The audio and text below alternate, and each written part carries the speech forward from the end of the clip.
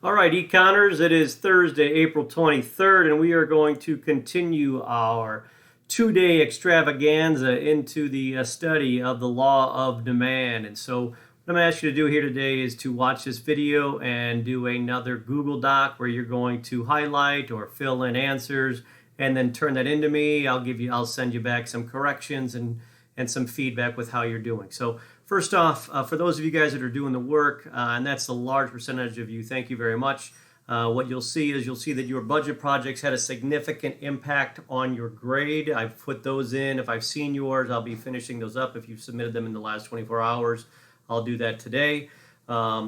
The homework assignments also will be impacting your grade, but it'll be doing less. And so what I'm going to do is at the end of every few weeks is for those people that have participated and done all the assignments I've asked you to do over a time period, I will throw also extra credit points your way, which will give you free points and will boost your grade more. So I think this is going to help you out for econ when you go to college, and hopefully you get something out of it. So keep staying with me, and I hope everybody is doing well. So for today, we're going to focus in on do you truly understand what we're talking about when we talk about the law of demand? And as a simple reminder, what the law of demand says is as the price of a product goes up, the quantity demanded of that product will go down, and vice versa. If the price goes down, the quantity demand for the product will go up. And so when we talk about demand and quantity demand, what we do is we use what's referred to as demand curve. And so this visual here is a demand curve.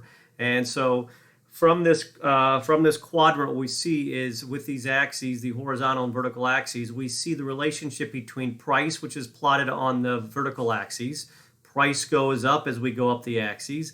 Quantity is plotted on the horizontal axis. Quantity goes from 0 up as we go out on the axes or to the right.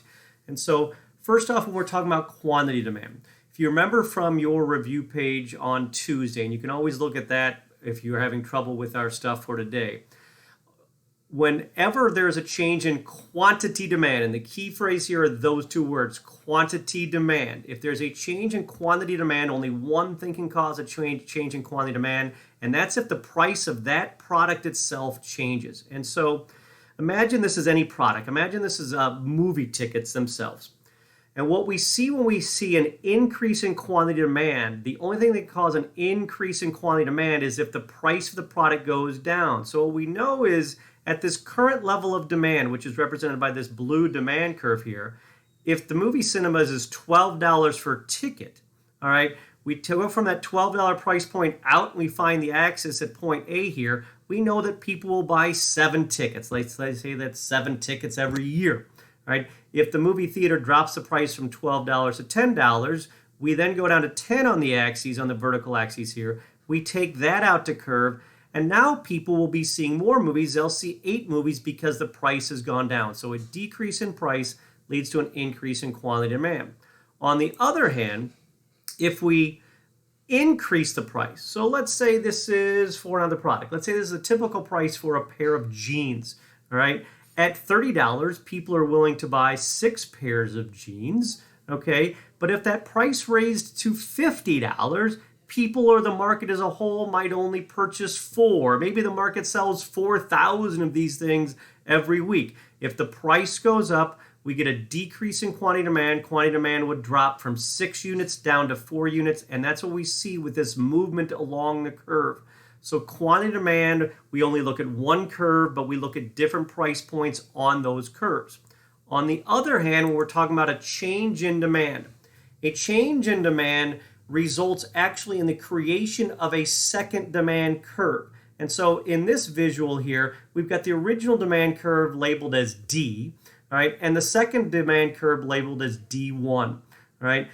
When the demand curve pushes out and to the right, all right, we have what is referred to as an increase in demand, not quantity demand, it's an increase in demand. Slight difference in the language, but critical difference, vast difference in what happens. And what happens when you get an increase in demand is the price doesn't change. So in the original demand curve at $20, people would buy 100 of these units. But for some reason, there's an increase in demand, and now at 20, at this new curve at D1, people are now willing to buy 150 units at the same price that before they'd only buy 100. we've talked about there's 5 different things that can cause a change in demand. So things like maybe it becomes a larger preference of consumers. Maybe there's more consumers. Consumers have more income. There's 5 different things that can cause those. So again, you can review your document if you want to see what that looks like, right? On the other hand, if we have a decrease in demand looks like this. And this visual's got a little bit more on it, but I want to start kind of leading this into next week. And what we have here is if you look at the original demand curve, at demand curve number 1, all right, at demand curve number 1, if this business wants to sell 300 units, they take that quantity, go up to the demand curve, and they know at that demand curve, and they go out to the price, they can sell that chocolate bar or whatever the product is for $1.20. On the other hand, if demand decreases, and that means it shifts in and goes to the left, like D2 here represented by this red line, if the demand curve shifts into the left because there's a decrease in demand, let's say consumer income drops significantly, a bunch of people lose their job, like there's some pandemic or something, all right? Now if this company wants to sell 300 of these chocolate bars, now they can't sell them for $1.20, go up to the new demand curve, 300 units, find demand curve number 2 and go over to the price. Now they have to sell them for 40 cents. So that is a change in demand, all right? That's a decrease in demand because the curve moves to the left.